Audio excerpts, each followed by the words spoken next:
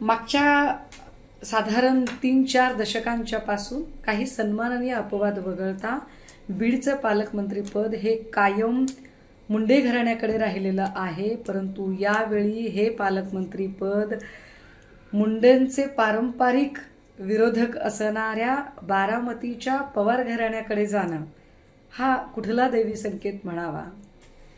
असो, आम्ही या निमित्ताने अजितदादांचं अभिनंदन करतो. मी त्यांना व्यक्तिशः शुभेच्छा देते. आणि बीडमध्ये रेल्वेचा प्रश्न असेल, MIDCचा प्रश्न असेल, असे अनेक प्रलंबित प्रश्न आहेत, ते किमान आपल्या निमित्ताने मार्गी लागतील अशी अपेक्षा दादा आपल्याला विनंती आहे. बीडचा रक्तरंजित पॅटर्न बदलून बीडमध्ये बारामतीचा हरित पॅटर्न आपण राबवावा.